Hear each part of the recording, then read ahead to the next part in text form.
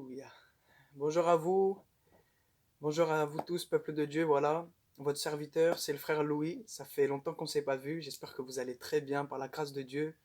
Voilà, très récemment, le frère Justin, l'ancien Justin, nous a demandé simplement à la liturgie de pouvoir formuler, exposer une exhortation sur le thème que nous démarrons aujourd'hui dans le cadre et dans le contexte du jeûne et prière de 2019, de cette fin d'année.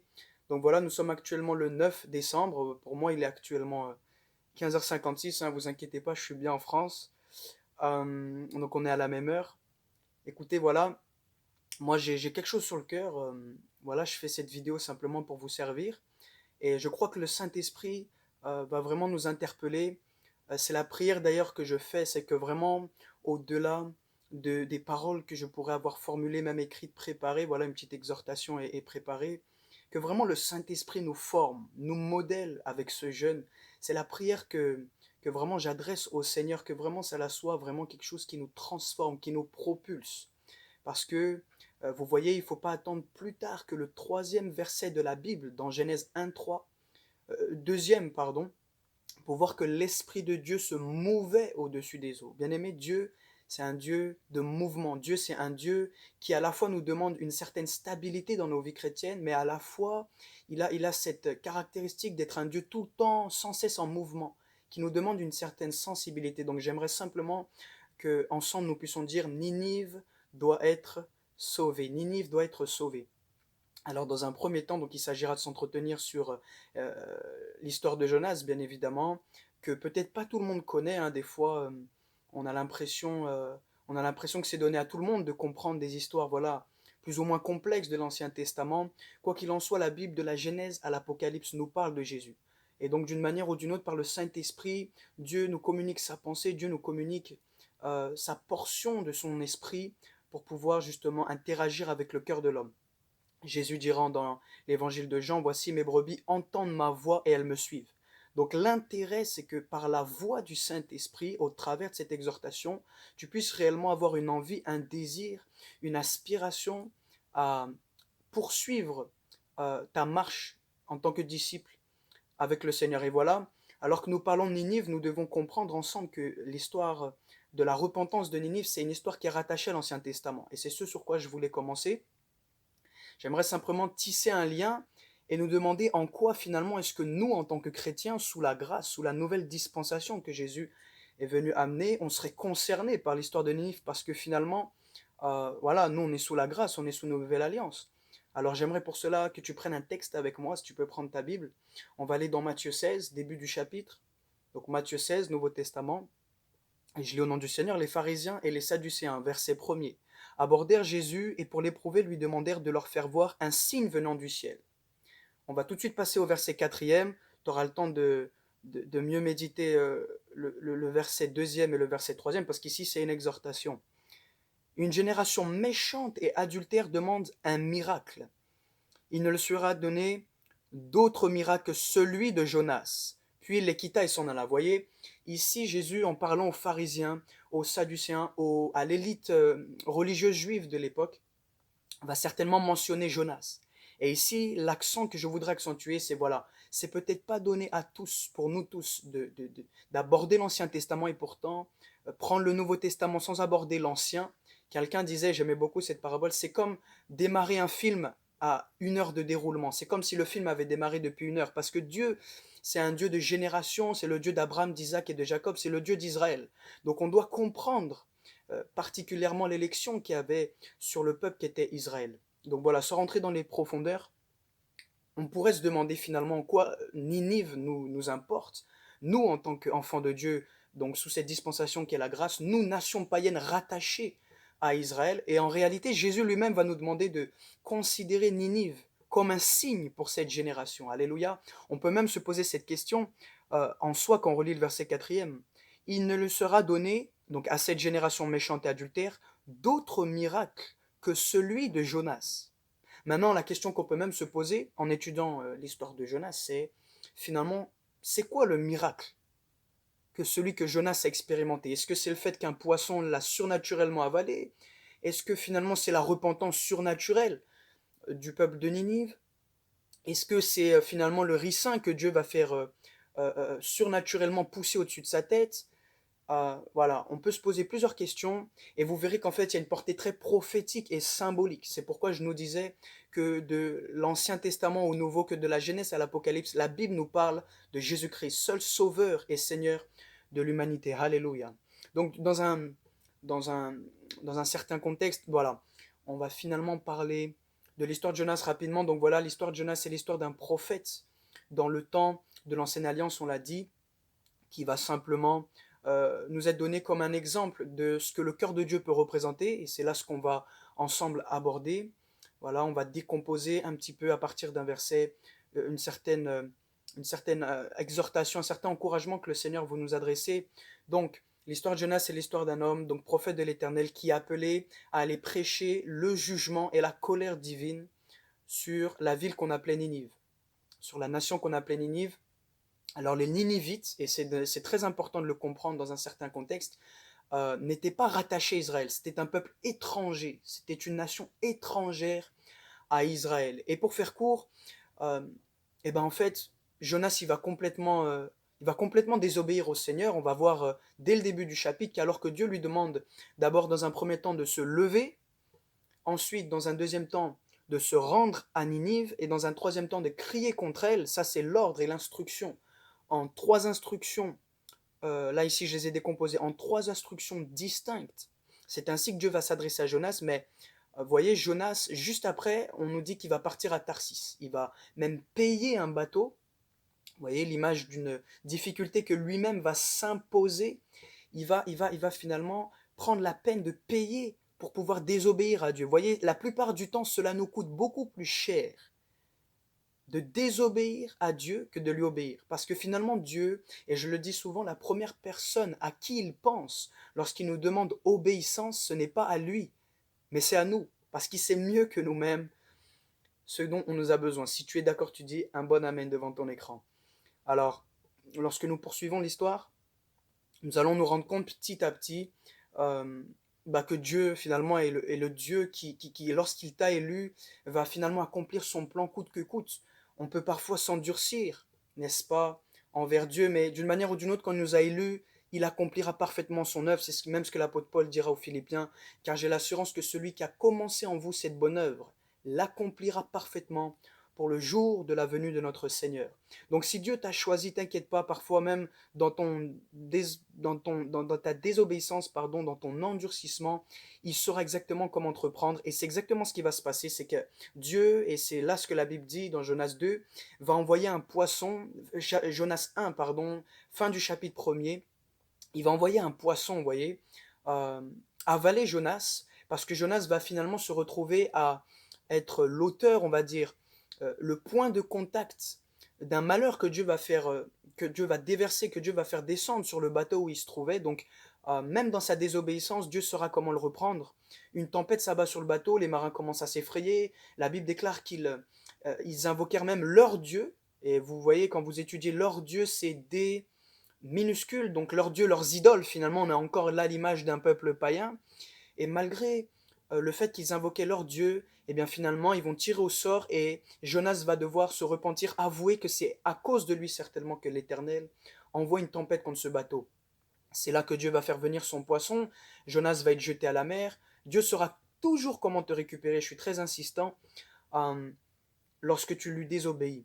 Alors que Jonas est dans la bouche de ce poisson, on va voir une repentance sincère, vous voyez, une sorte de transformation. Jonas va ressortir de ce poisson en nous laissant l'impression qu'il a compris. Et vous verrez dans la fin de l'histoire, en réalité, que Jonas avait négligé le travail qu'on appelle le fardeau de Dieu. Et c'est là où je mets un accent, bien aimé, c'est que toute mission divine commence d'abord par un fardeau. Et je distingue deux types de serviteurs dans l'œuvre de Dieu, ceux et celles qui décident d'avancer sans fardeau, sans réelle vision, et ceux et celles qui s'accrochent à cette vision, à ce fardeau. Parce que ton fardeau et ta vision te donnera de la force lorsque tu n'en auras plus. Peut-être quelqu'un qui m'écoute est découragé, tu ne dois pas oublier ce que l'Éternel a déposé dans ton cœur, parce que c'est ça ta ligne directrice. Et c'est ça qui fait que nous, des vases d'argile, nous, des vases faibles, nous serons capables, n'est-ce pas, d'accomplir l'œuvre de Dieu. Le Saint-Esprit nous rappellera sans cesse que c'est des vases incapables qu'il cherche pour nous rendre capables. Si tu te sens incapable, le Seigneur te dit ce jour qu'il savait à un moment ou à un autre que tu allais faillir. Peut-être tu as péché à répétition, peut-être tu vis encore des luttes. Bien-aimé, si tu te sens incapable, Moïse s'est senti incapable, Gédéon s'est senti incapable, laisse-moi te dire que Dieu les a utilisés quand même, parce que Dieu cherche des canaux et des vases prêts à s'humilier. La Bible déclare même dans le cas de la deuxième épître aux Corinthiens, c'est Paul qui parle aux Corinthiens, qu'il a mis des trésors dans des vases de terre afin que la puissance ne nous soit pas attribuée, mais qu'elle lui soit attribuée. Alléluia, vous verrez ceci dans 2 Corinthiens 4, si je m'abuse, si vous avez le temps. Alors, euh, il était important donc de finir sur l'histoire de Jonas. L'histoire de Jonas, c'est finalement l'histoire d'un prophète qui, malgré lui, va être utilisé par Dieu parce qu'en réalité, il n'avait pas compris le privilège du service de Dieu dans un premier temps et surtout aussi, il n'avait pas porté avec compassion une nation qui allait finalement finir par se perdre. L'histoire de Jonas finit en ce que le cœur de Dieu s'exprime. Voici, tu ne vois pas qu'il y a 120 000 hommes et femmes qui ne savent pas distinguer leur droite de leur gauche. C'est l'image d'une confusion totale, c'est l'image de ce que nous vivons d'une manière sociétale, universelle. Le monde va mal, mes amis, le monde va mal. Le monde vit une sorte de régression morale. Les sociétés sont en train de perdre de leur valeur. Je peux parler ici, et nous le verrons ensemble, notamment lorsque Dieu demande de crier contre elles, que l'iniquité morale s'accroît dans l'acceptation du mariage homosexuel, par exemple, dans l'acceptation d'une compromission en termes même de sexe. On peut peut-être choisir de devenir homme et femme, sans même reconnaître qu'on a un créateur qui a choisi pour nous euh, ce sexe-là à notre place. Donc, voilà, dans ce contexte, Dieu a un message universel au travers de l'histoire de Jonas, et c'est en cela que je voulais nous interpeller que vraiment l'histoire de Ninive de Jonas ne soit pas juste une histoire romancière, littéraire, elle est historique, parce que tout ce que la Bible dit pour moi est historique et c'est passé, c'est ma foi. Tu dis Amen si tu es d'accord. Et le reste, voilà, c'est la peinture de ce que vraiment nous pouvons vivre actuellement. Alors, nous allons nous attarder donc sur le verset deuxième du chapitre premier de Jonas. Alléluia, si tu es d'accord, tu prends avec moi Jonas, donc le livre de Jonas, euh, au chapitre premier au verset deuxième. Alléluia. Donc on va voir ensemble les 3 points que j'ai mentionnés. On rentre dans le contenu de notre message. Euh, voilà, il n'y a pas de souci, on va aller voir la référence. Hein. Jonas, c'est ce qu'on appelle un prophète mineur. Vous voyez, j'ai pas le temps de trop enseigner sur pourquoi est-ce qu'on l'appelle mineur, pourquoi est-ce qu'il y aurait des prophètes majeurs finalement. Prophète mineur simplement à cause de la contenance du livre de Jonas en fait. À cause de la contenance du livre de Jonas, on appelle ça un prophète mineur à cause de ce qu'il n'est composé que de 4 chapitres. Voilà, c'est la contenance, la grandeur scripturaire, donc le contenu des Écritures est considéré mineur parce que finalement, pas que Jonas est moins important que les autres prophètes, mais que simplement l'écriture de son livre ne comporte que 4 chapitres. Voyez, donc c'est considéré comme un prophète mineur. Alléluia. Donc nous allons dans Jonas 1, verset 2e. Nous allons dans Jonas 1, verset 2e, excusez-moi. On comprend ça ensemble. Voyez. D'ailleurs, au passage, si vous avez le temps, vous lisez le livre de Naoum qui parle aussi du cœur de Dieu vis-à-vis du jugement atroce qu'il serait prêt à infliger à la ville de Ninive. Parce que Naoum a aussi été un instrument pour la ville de Ninive, un prophète majeur aussi, comme on l'a vu ensemble. Naoum a aussi été un prophète instrumentalisé par Dieu pour revendiquer son cœur vis-à-vis de l'atroce colère qui devait se déverser sur cette ville. Voyez, on parlait ensemble de fardeau. Jonas 1, verset 2e. Donc la parole, on va prendre du verset 1er, excusez-moi. La parole de l'Éternel fut adressée à Jonas, fils d'Amittai, en ces mots: lève-toi. Quelqu'un dit lève-toi. Va à Ninive. Quelqu'un dit va à Ninive. Deuxième point, la grande ville, et crie contre elle. Ici, c'est le 3e point, crie contre elle. Donc, j'ai décomposé mon exhortation en ces 3 points. Se lever, alléluia. Donc, dans un premier temps, lève-toi, Jonas.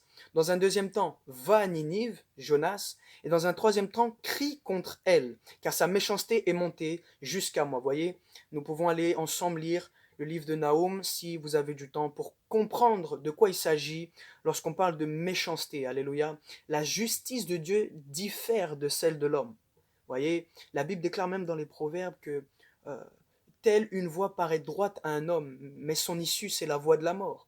Euh, euh, la balance, c'est l'Éternel qui la possède, bien-aimé.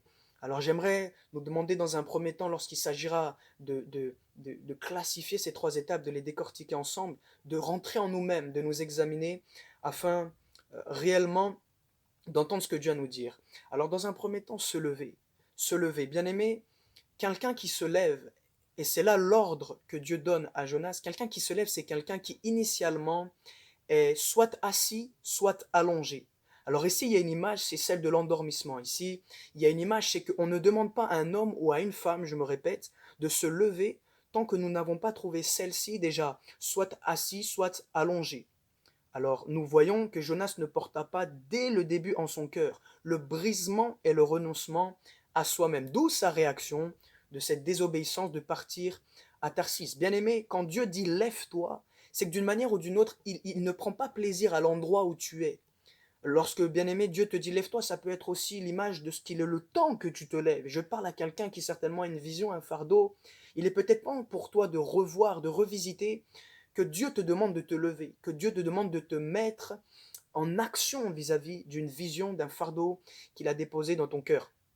Donc la raison pour laquelle Jonas faillit à son obéissance, c'est que certainement, il refuse de perdre une partie de lui-même pour embrasser une envie divine, une volonté divine. Vous voyez, lorsque nous sommes trop vivants pour nous-mêmes, et c'est là le point du brisement, c'est qu'on aura du mal à embrasser la volonté de Dieu pour nos vies. Se lever, c'est sortir de sa zone de confort. Se lever, c'est refuser nos habitudes. Se lever, c'est refuser d'aller à l'église par religiosité. Se lever, c'est sortir de ce lieu-là où nous étions si bien. Alléluia, ça peut être dans plusieurs domaines de nos vies, ça peut être dans les réseaux sociaux, ça peut être dans nos habitudes, devant la télé, je peux mentionner des petites choses, on a tous nos petits trucs. Mais bien aimé, il y a un temps ou un autre, Dieu nous demande de nous lever, parce que la mission est là, parce que une ville comme Ninive est en train de périr, alléluia. Il sera important aussi de mentionner ce Matthieu 16 où Jésus nous demande de porter notre croix. Et il dit même à partir du verset 24e, Matthieu 16, 24, que celui qui veut venir après moi, qu'il renonce à lui-même. Première étape, qu'il se charge de sa croix.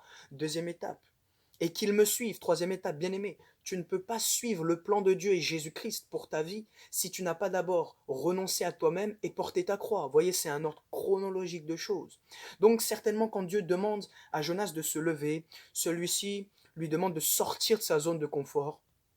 Celui-ci lui demande simplement de sortir de ses habitudes, de sortir euh, de son confort. Alléluia. Ensuite, par rapport au fait de se lever, il est important de comprendre la responsabilité que nous avons. Je l'ai dit, Dieu sur terre ne fera pas à notre place ce qu'il nous a demandé de faire.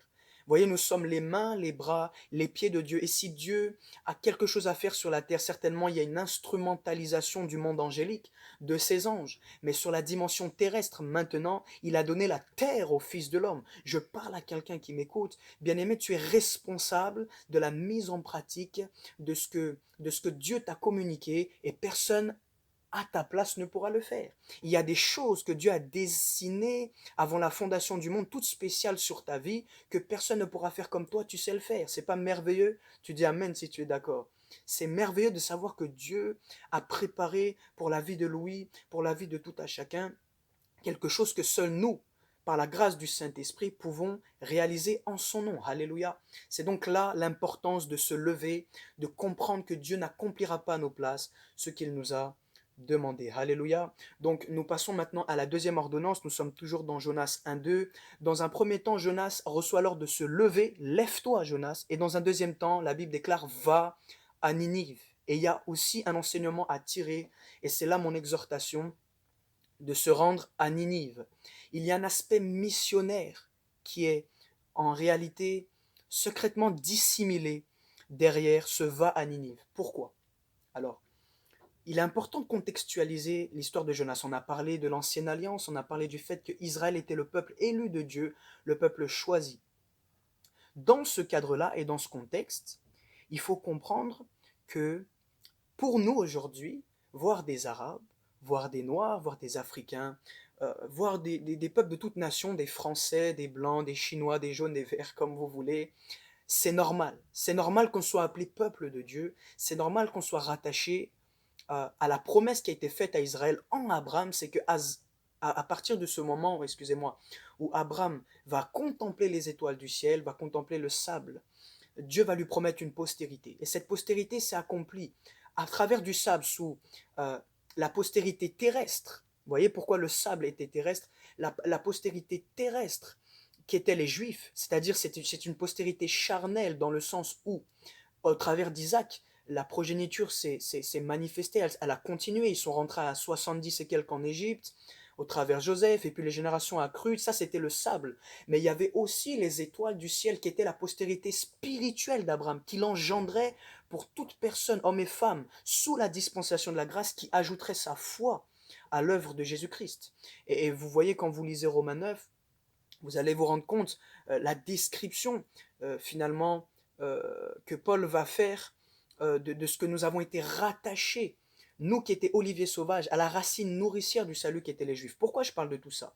Parce qu'il faut comprendre, mes frères et sœurs, que c'était très rare de voir un prophète instrumentalisé par Dieu dans l'Ancienne Alliance, dans l'Ancien Testament, pour amener un peuple étranger à la repentance. Il y avait beaucoup de prophètes, et nous voyons Jérémie, Ézéchiel, Ésaïe, qui vont prophétiser sur les nations étrangères. Souvent, voilà, c'est vrai que ça sera la destruction, ça sera les méchancetés, mais ce n'était pas à caractère de changer les choses, c'était à caractère de sceller la parole divine, d'accomplir les desseins divins.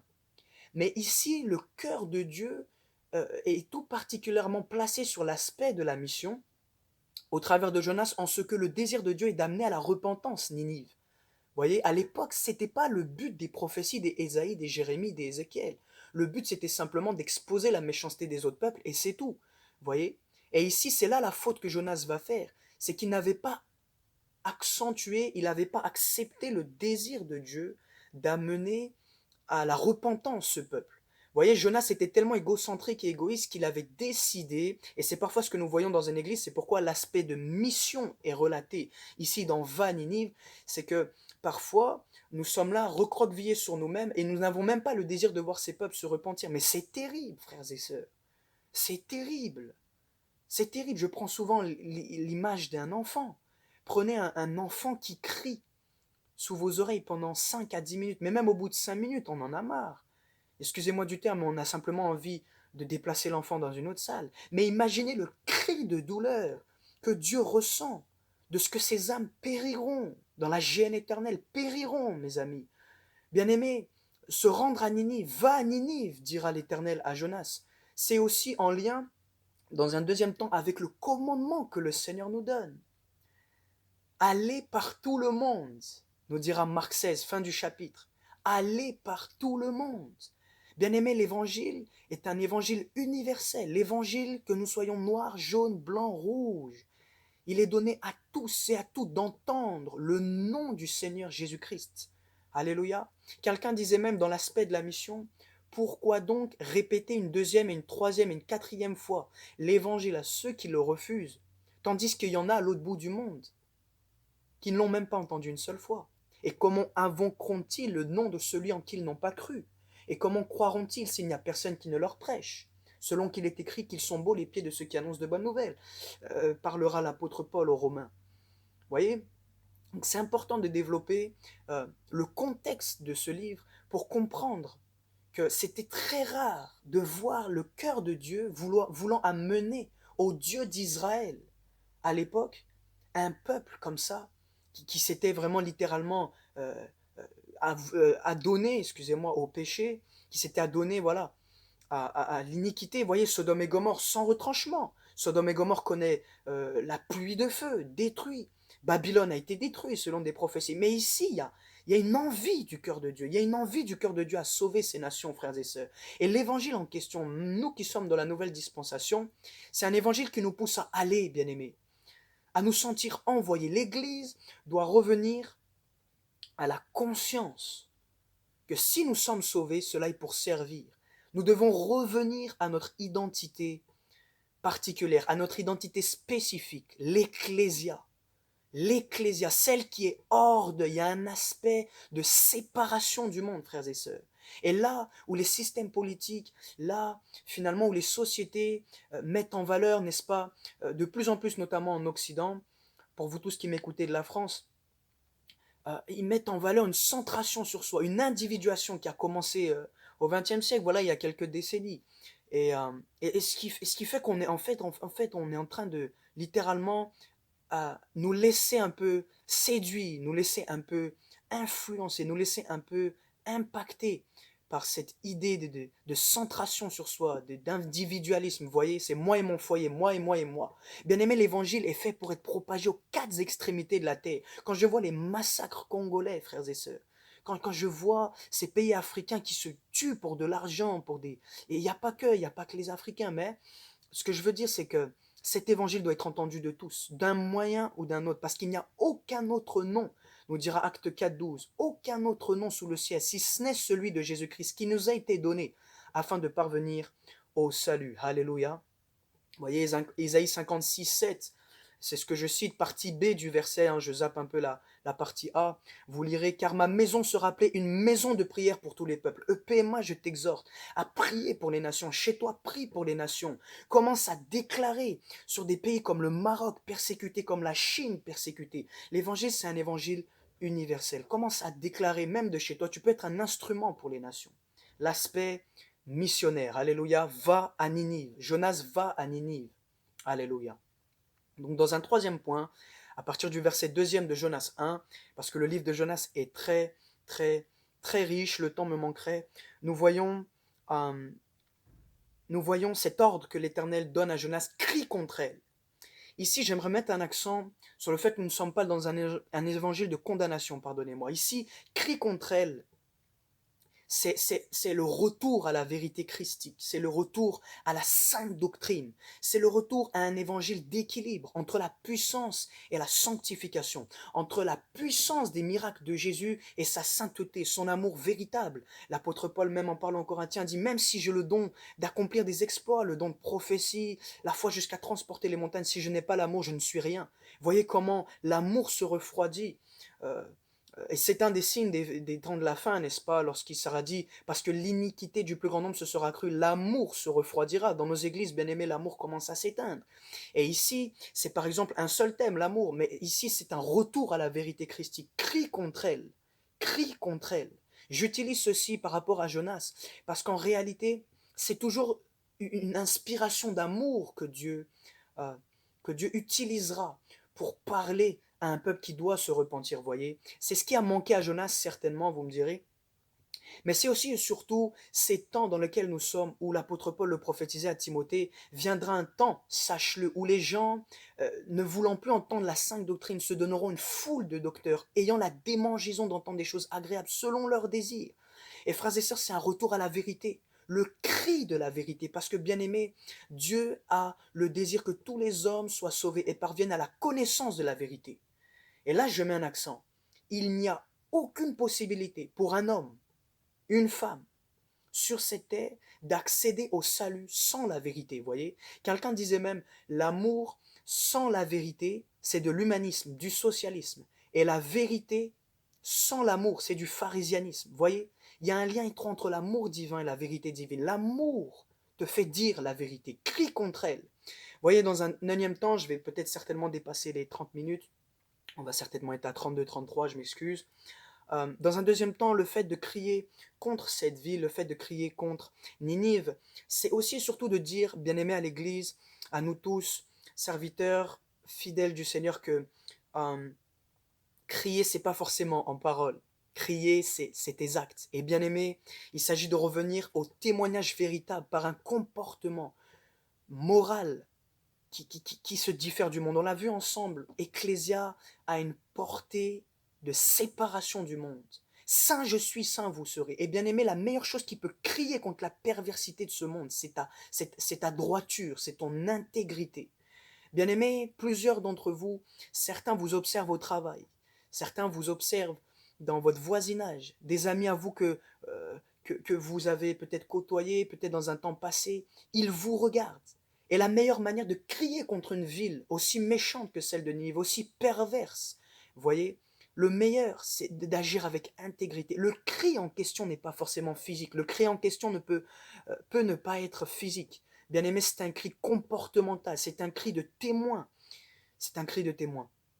Alors voilà, revenons à ce rôle de lumière du monde. Revenons à des vies de sanctification véritable, là où les gens se demanderont pourquoi nous n'utilisons pas des grossièretés dans nos langages, par exemple.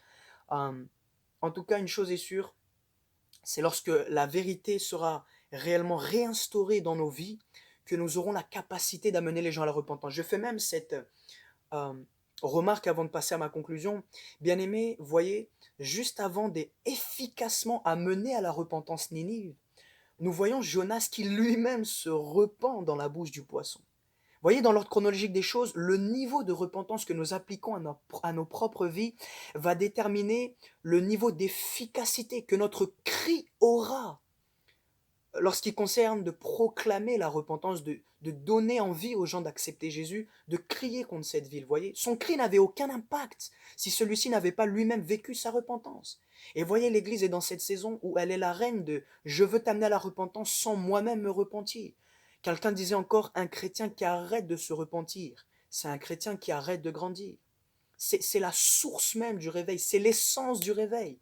À chaque fois que le réveil s'est allumé quelque part, my God, à chaque fois qu'il s'est allumé, il y a eu un déclin moral, il y a eu une perte de valeur, voyez.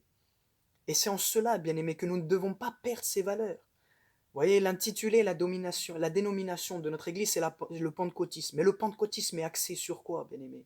Ce mouvement a été fondé à partir de quoi? À partir du retour à la nouvelle naissance véritable, à la mort à soi-même. Tu dois mourir à toi-même, bien aimé, c'est là que ton cri prendra son efficacité. Alors, je nous exhorte dans l'amour à vraiment prendre en considération ces 3 étapes, à nous lever dans un premier temps, sortir nos zones de confort, dans un deuxième temps, à comprendre l'aspect universel de l'évangile, à étendre nos limites, parce que l'Église est recroquevillée sur elle-même entre ces 4 murs, et ne comprenons pas, bien-aimés, que la lumière est faite pour briller dans les ténèbres. Dans un troisième temps, il s'agira d'opérer un cri contre elle, mais aussi et surtout un cri qui se manifestera par un comportement changeant, et surtout aussi une prière qui nous amène à comprendre que nous ne sommes pas appelés à convaincre de nous-mêmes, mais le Saint-Esprit convaincra le monde en ce qui concerne de péché, de justice et de jugement. Il y a néanmoins une dernière euh, conclusion qu'on peut faire de cette histoire. Ninive doit être sauvée, c'est là le thème de notre exhortation et on va s'arrêter là-dessus. C'est que il y a 2 Jonas distincts dans cette histoire. Le premier Jonas qui va malgré lui être utilisé pour amener à la conversion des marins. Quand vous lisez la Bible, vous vous rendez compte que quand Jonas est jeté hors du bateau, les marins commencèrent à invoquer l'Éternel et à lui offrir un parfum. Contrairement à leur première réaction, c'était qu'ils commençaient à invoquer leurs dieux, leurs idoles. Voyez, le premier Jonas est utilisé malgré lui.